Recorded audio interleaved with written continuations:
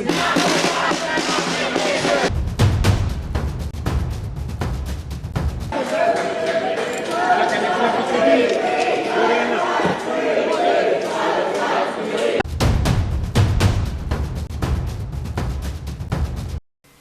Hello, my name is Stanley Heller.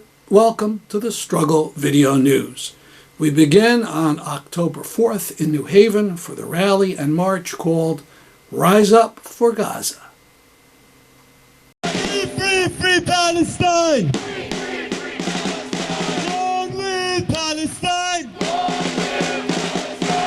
How do you put in words that at the same time your heart is full from hugging your kids, kissing them goodnight, bidding them farewell as they leave to school, you feel within the pits of your soul the agony of the parents of 20,000 children who will never cherish their embrace ever again? And the more I think about the question of what's the point, the more I realize that the despair that comes from asking what's the point is exactly the point the military-industrial complex and its colonialist cronies want us to get to. But they want us to move right along. They want us to scroll past the destruction and the dead bodies and to scroll past their fascism. And to that we say, hell no! We are here to make our point clear.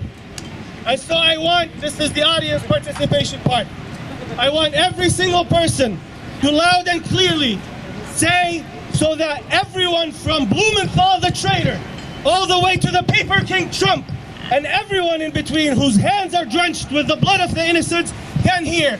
When I say we the people, you echo we the people. We the people. We the people.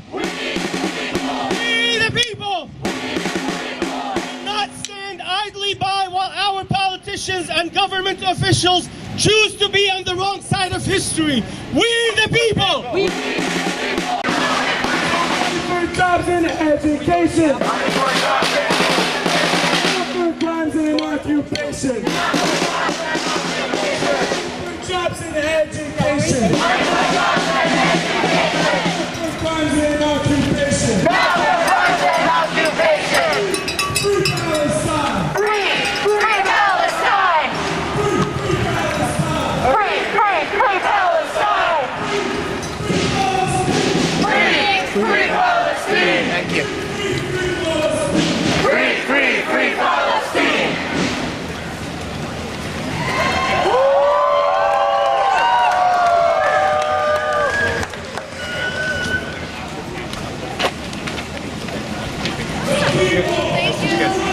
We'll never be defeated. The people united will never be defeated. I don't think so. How are you?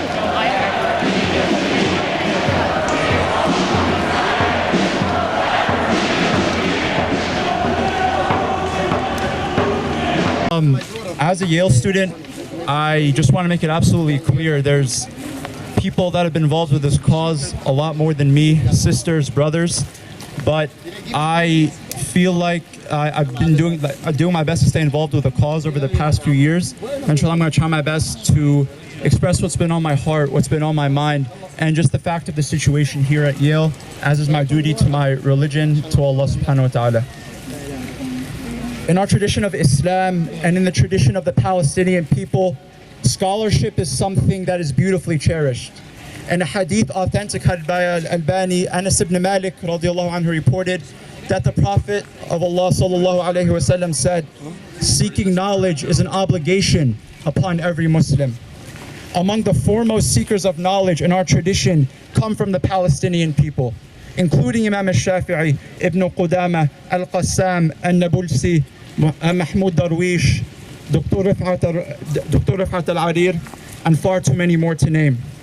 In the present day, tens of thousands of other students, teachers, and seekers of knowledge have had their journeys cut short by the genocidal apartheid state of Israel.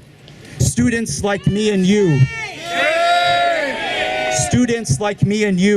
professors like yours and mine, younger siblings like mine and yours in grade school, playing in the streets, or just born in incubators. slaughtered in cold blood with the nerve of the wretched murderer to justify but Hamas. Beautiful minds, beautiful light they continue to try to put out, but Allah is continuously emitting of His light, no matter how much the disbelievers hate it. Here in the West, scholarship is also honored. But when I turn my gaze to this part of the world, I see a stark difference. My name is Abdurrahman Abu Nabit, and I'm a student here at Yale. And that word, Yale, conjures images of privilege, prestige, intellect, and legacy. But this institution has perfected the art of selling a fraudulent version of light and truth. It upholds only the truths that are comfortable for itself, only the lights that are easy for it to dip its toes in. In the dark, it fattens its pockets, spreads lies, and avoids accountability. It hides behind the language of institutional neutrality while continuing to facilitate and profit from the genocide of our people. Yale has refused to divest from weapons manufacturers whose products rain down on our families. And it has been revealed to have made $1 million donation to support the Israeli army itself. Yet it still dares to ask our students to dialogue about these killings as though genocide were a debate club topic. Shame on you, Mari McInnes. Shame on you, Pericles Lewis. Shame on you, Board of Trustees. You have power and you've abused it, and Allah subhanahu wa ta'ala will judge you accordingly. This hypocrisy does not stop at the top. The culture of this school, its clubs, its halls, its castles of privilege, draw its doors and walls tighter, behaving as if it's not complicit in suffering. Students here act as though their only duty is to their own advancement, forgetting the accountability that comes with the blessings of wealth and security. To turn inward, to be selfish, and to ignore the cries of the oppressed is criminal as well. We will be asked what we did with these blessings, with our security, with our wealth. We will be questioned about our silence. This school does not stand for light and truth. When it matters most, our lives do not matter to them. Their bottom line does. They bend facts, invent lies, and choose convenient realities. They profit off the companies that make the bombs, drones, and missiles that slaughter our families. Real justice. Real justice. Real truth. Real light is this: to testify to the truth and uphold justice, even when it's against yourself, even when it's against your pockets, even when it's against your own parents or your kin. Oh Allah, you are the light of the heavens and the earth. Perfect for us our light and forgive us. Do not make us of those who stay silent in the face of injustice. Protect the oppressed, free the captives, heal the wounded, and have mercy on our martyrs. Do not take us from this world until you are pleased with us, and place us among those who stand for truth, no matter how hard it is to do. Ameen. Jazakallah khair.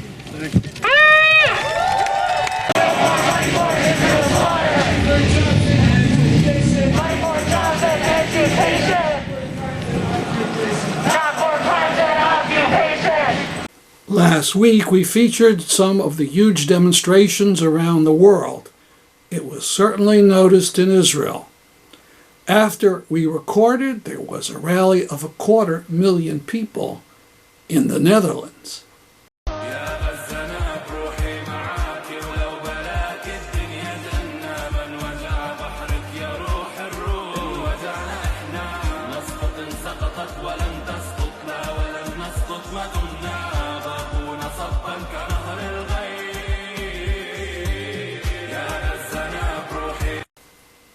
Most of the activists on the Sumud Flotilla are free.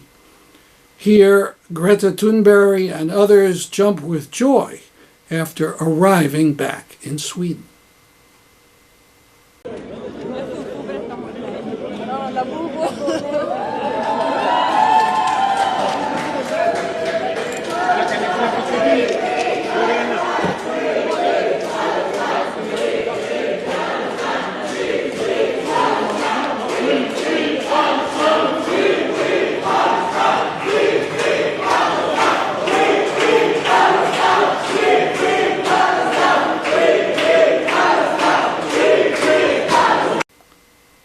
Democracy Now! Detailed how wretchedly the Abducted Sumud Flotilla participants were treated in Israel.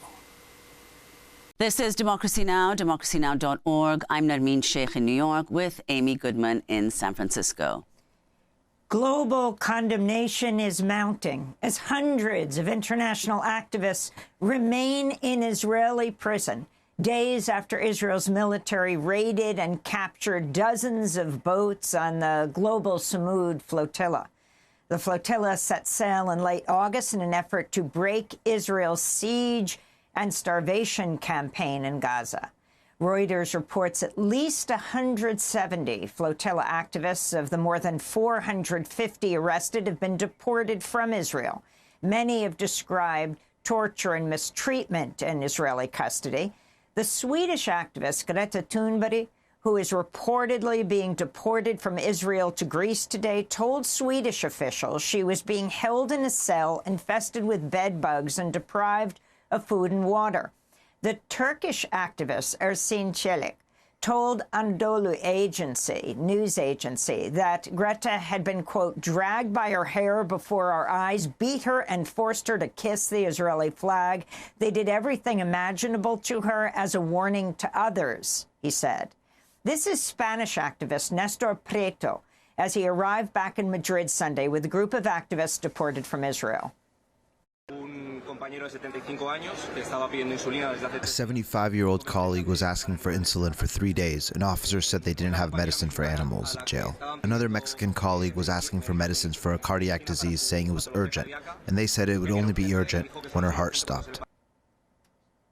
The flotilla members were greeted with cheers at the Madrid airport. This is the Dutch-Palestinian activist Marco Tesch, who was also deported to Spain over the weekend. They are not giving any medical support to the prisoners there.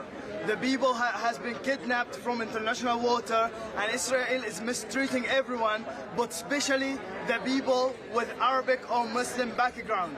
Me, myself, I'm from Palestinian origin. I was mistreated the first day. I was almost like I couldn't breathe anymore because they got something on my face and they tied my hand to the back. This comes as CBS News reports Israeli Prime Minister Benjamin Netanyahu directly approved Israeli military strikes on at least 2 flotilla vessels last month, when, according to 2 U.S. intelligence officials speaking anonymously, Israeli forces launched drones from a submarine and dropped incendiary devices onto the boats that were anchored off Tunisia's port of Sidi Bou Said, prompting a fire. International experts have denounced Israel's attacks on the flotilla and its civilian passengers as a war crime. For more, we go to London, where we're joined by Kieran Andrieu, a British-Palestinian journalist with Novara Media who was on board the Global Sumud Flotilla to Gaza. He was live streaming on the sailing boat Adara when the Israeli military intercepted it. He was just released from Israeli prison and deported over the weekend. Kieran, welcome to Democracy Now! So explain what happened, your experience as joining the flotilla, and then what happened subsequently. Well, thank you for having me on.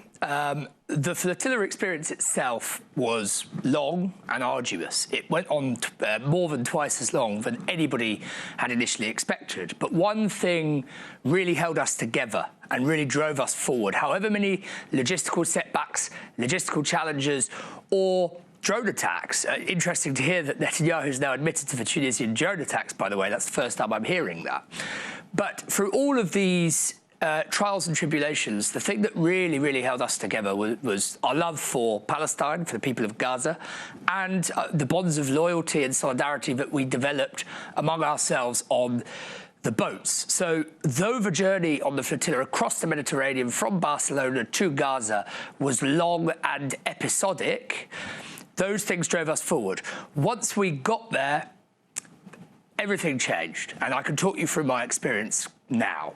So initially, the interception of the IDF on the boats was what we would call a soft interception, which is to say they didn't use the violence that would have been available to them had they wanted to. They were all carrying machine guns and so on, but nobody was physically hurt, nobody's physical integrity was compromised on the boats, as far as I'm aware at least, for the interception. Nonetheless, it's important to stress that even if it's a soft or light interception, it's still illegal. It's still illegal to kidnap us in international waters and take us to the port of Ashdod in Israel, because we were 70 nautical miles, in my case, in international waters. Nonetheless, when we got to Israel, when we got to Ashdod, that's when the violence really began. So I was dragged out of the boat by my collar and chucked on the floor, cut my knee open. And the first thing I saw as we were dragged out, or I was dragged out, was 300 people kneeling with their hands behind their backs, facing straight down at the concrete outside of the port of Ashdod.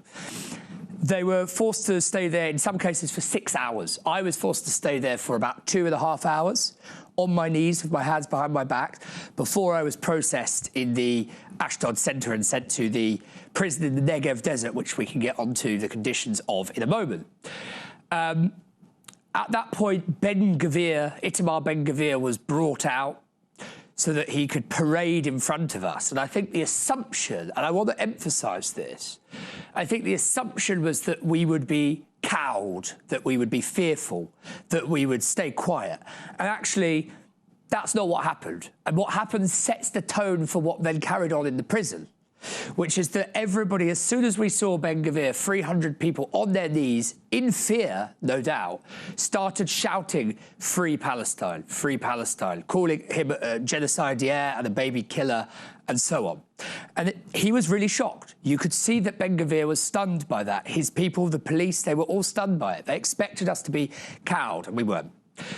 Then I was processed through the centre. It took about 3 or 4 hours. And they said to me, no immediate deportation. Even if you want to be immediately deported, you're going to prison. So they bound our hands with cable ties very tightly. In my case, not everybody had it as tight as me. In my case, I was genuinely concerned that my fingers were going to drop off after several hours of having my hands bound this tightly. And I was having to manoeuvre them as carefully as I could to try and get blood to my fingers over the 3 or 4 hours that I had this cable tie on my wrist. We were transported to a prison in the Negev desert. I only found out when I asked the British Consul General who came to visit us, "Where are we?" He said, "We're in the Negev desert." I had no idea until that point. We were transferred in a police bus. They pumped freezing cold air onto the bus while our hands were tied. It took 2 hours to get to the Negev desert, then they transferred us to the prison. And that's where I think this is where the really torturous conditions started to begin. We were tended to a cell. We were in cells without drinking water. For the whole time that I was there, which was 2 days, we weren't given any drinking water whatsoever. We had to drink out of a tap that was producing brown water. There was one toilet between 10 people, not in a good condition, as you can imagine. No toilet paper initially. I had to beg after 24 hours with one guard who gave us toilet paper after my continuous interventions and attempts. The most egregious thing of all, though, Amy, is that they were throwing people's medicine in the bin in front of them and laughing in their faces. And I'm not just talking about people who, like myself, need a medicine called propranolol, which is just a beta blocker to regulate heart rate. I can live without that for a few days, and indeed I was forced to. We're talking about people who are HIV positive and need their meds for that. We're talking about 75-year-olds, men and women who need medicine for their heart conditions, who may drop dead at any moment if they don't have that medicine. We're talking about a good friend of mine who's still there, I believe, Tommy Marcus, he's still incarcerated, who needs his medicine to regulate potential seizures. And if he doesn't get his medicine, he could keel over and die at any moment. We told them this over and over and over again. We pleaded with them from our cells, because we didn't get yard time, by the way. We were kept in our cells all the time that we were there, except to be transferred to see the British, in my case, the British consulate. We told them, people are going to die. The individuals pleaded with them, I need my medication for this, it's my human right, where are our lawyers, etc., etc. They laughed in our faces. They spat on the floor. They did not care. Just a couple of other brief horror stories for you. The food we were given was infested with insects. I mean, it was almost inedible anyway, but it was also infested with insects for good measure. Several people saw women have their hijabs ripped off their heads violently by Israeli police officers and then forced to crawl without their hijabs on in front of other men, Israeli police officers. One of the women that I was deported with told me what was going on, because men and women were separated, by the way, what was going on in the women's quarters. One young woman has a problem where her blood doesn't clot, and she was on her period. They refused her any sanitary towels and any medication to handle her condition. And she's anemic, so she almost died, bleeding out in her prison cell. I viewed a webinar of a press conference called by the Sumud Flotilla. Hopefully we can show parts of it in future programs. A couple of things struck me. One, the absolute uselessness of the U.S. Consulate and State Department. Parents contacted officials and they didn't do the slightest things for the abducted American citizens, not even making sure they had drinkable water or having their medicines. U.S. elected leaders were almost all the same. Mostly they just ignored phone calls and posts from their constituents. One thing one of the Freedom Flotilla activists brought up was not connected to the flotilla directly at all. It was the case of a U.S. teenager from Florida visiting his family in the West Bank who was taken by the Israelis in February. His name is Mohammed Ibrahim, and he's 16 years old. Israel accused him of throwing stones at soldiers. No one in his family has been able to talk to him in all this time. Let's pretend Mohammed Ibrahim is guilty of throwing stones. In a civilized country, a teenager would have served out his punishment long ago. But we're talking about Israel. Al Jazeera reported in September that Ibrahim had lost a quarter of his body weight. Needless to say, this teenager has not had any kind of trial. The State Department says it won't reveal the work it's doing for him behind the scenes. Ibrahim's member of Congress is Mike Haradopoulos. I called his office and was diverted to a media email. I'll let you know what comes of it.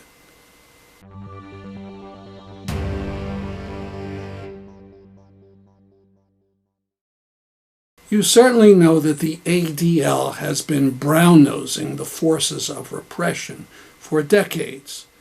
Now, because it became known that the ADL had termed Turning Point an extremist organization, Trump's FBI says it has cut all ties with the ADL.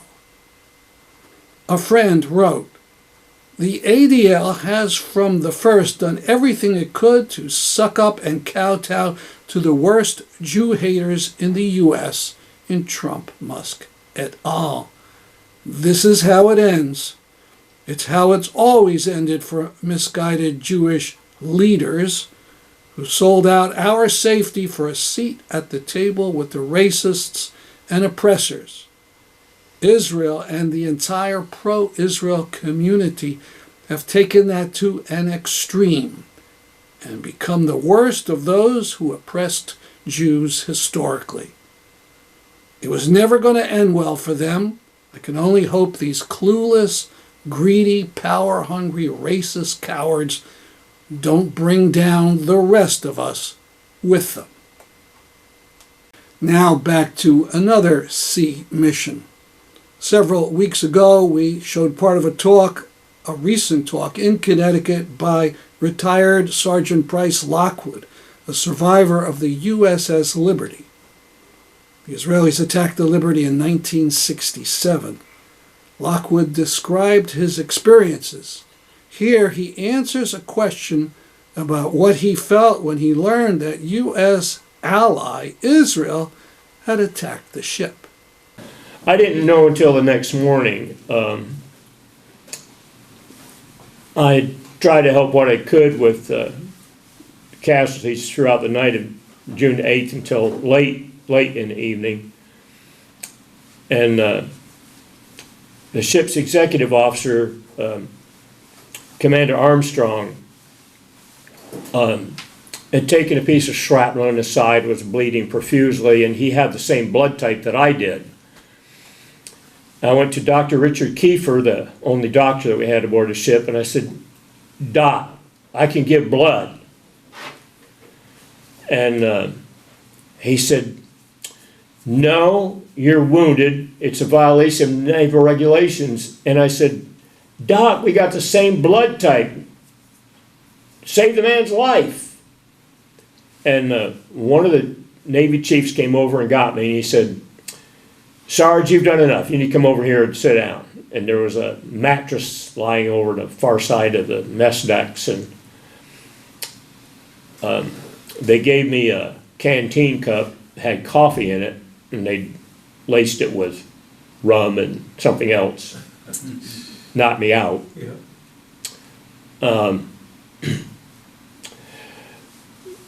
The gentleman that had given it to me was a fellow called Buzz Bingham.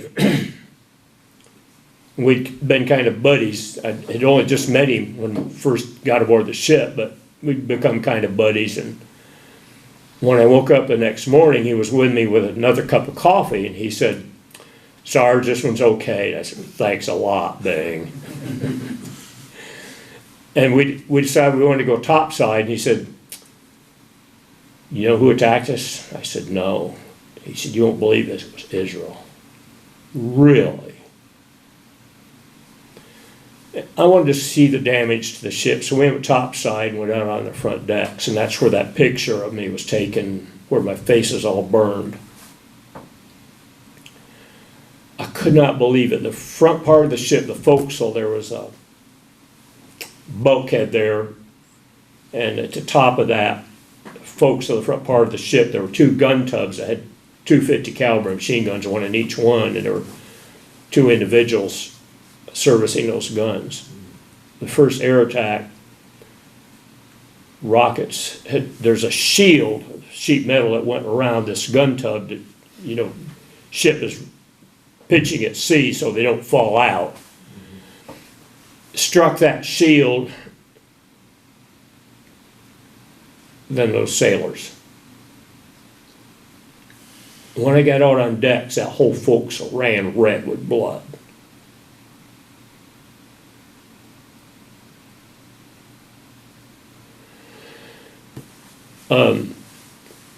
There was a yeoman that was sent over from the USS Davis. His job was typing up the death certificates.